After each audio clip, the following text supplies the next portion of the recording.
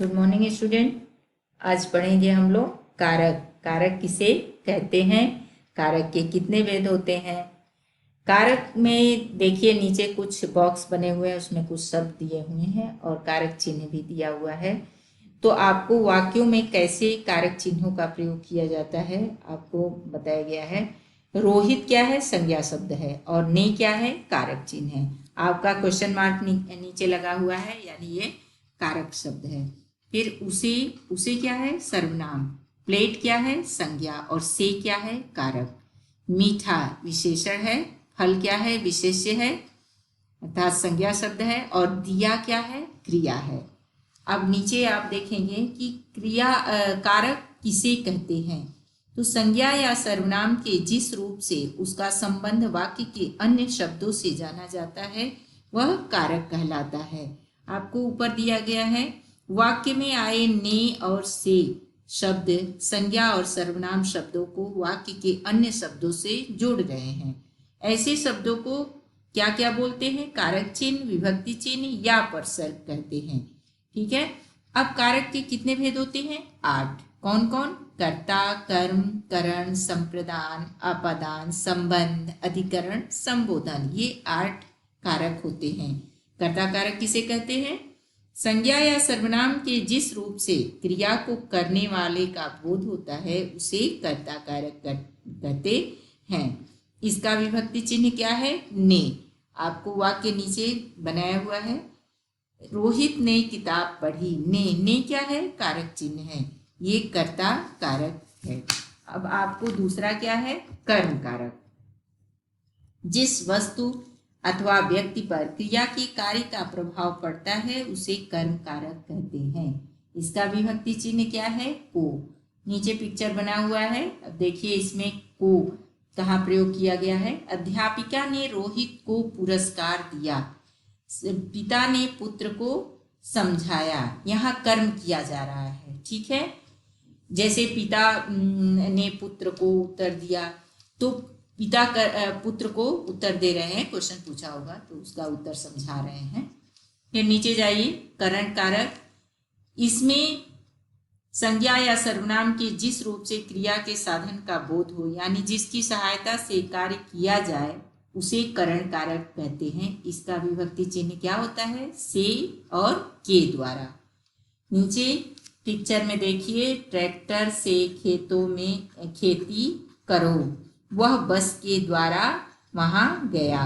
के द्वारा यहाँ प्रयोग किया गया है, ये कारक चिन्ह है, और यहाँ से का प्रयोग किया गया है, ये भी कारक चिन्ह है। कौन सा, करण कारक। संप्रदान क्या होता है, जिस संज्ञा या सर्वनाम के लिए कुछ किया जाए, यानी किसी को कुछ कोई चीज दिया जाए, किसी के लिए किया जाए, वह क्या है, संप्रदान कारक है। इसका विभक्ति चिन्ह क्या है, को और के लिए। नीचे कुछ सेंटेंस बनाए गए हैं, सुधा को खाना दो। इसमें क्या किया जा रहा है, किसी को कोई चीज दिया जा रहा है। फिर जतिन के लिए चाय लेकर आओ, उसकी माँ किसी से कह रही है कि आप जतिन के लिए चाय लेकर आओ, तो ये काम हो रहा है।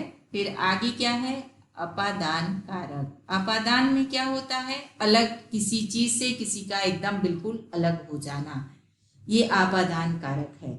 इसका विभक्ति चिन्ह क्या है, से होता है। जैसे नीचे आपका चित्र बना हुआ है, पेड़ से पत्ते टूटकर गिर रहे हैं। अब इसमें पत्ते पेड़ से जब टूट जाते हैं, गिर जाते हैं, तो फिर उसमें जुड़ते नहीं हैं, इसलिए आपादान में हमेशा बिल्कुल कोई चीज उससे अलग हो जाए। और करण में क्या होता है, जोड़ने का काम होता है, यानी वो जुड़ा रहता है और इसमें अलग हो जाता है। संबंध क्या है, किसी से किसी का संबंध। इसमें संज्ञा या सर्वनाम के जिस रूप से उसका संबंध वाक्य के दूसरे संज्ञा या अथवा सर्वनाम शब्दों से प्रकट हो उसे संबंध कारक कहते हैं। इसका विभक्ति चिन्ह क्या होता है, का, के और तथा की होता है। नीचे देखिए, राधिका के पिताजी वकील हैं, सुमित की बहन डॉक्टर है। इसमें संबंध बताया गया है ना, राधिका के पिताजी, किसके पिताजी हैं, राधिका के। यहाँ क्या है, बहन किसकी है, सुमित की है। तो यहाँ संबंध बना हुआ है। फिर आगे देखेंगे अधिकरण कारक।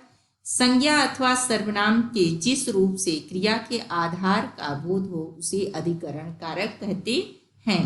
इसका विभक्ति चिन्ह में तथा पर होता है। इसमें आप देखेंगे इस तालाब में मछलियां हैं, फूलों पर तितलियां हैं। एक में क्या है, में यानी उसके अंदर है, तालाब के मतलब पानी में मछलियां हैं, और ये क्या है, फूलों पर तितलियां मंडरा रही हैं। तो ये दोनों शब्दों का प्रयोग अधिकरण कारक में होता है। फिर आगे देखेंगे संबोधन कारक 8वां है।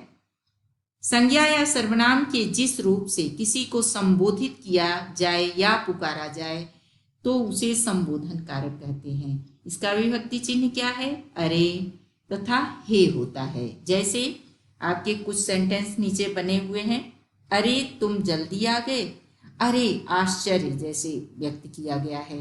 अब यहाँ देखिए, हे भगवान हमारी सहायता करो, वो वरदान मांग रहा है कि हे भगवान के बाद कौन सा चिन्ह लगा है आपका, संबोधन का।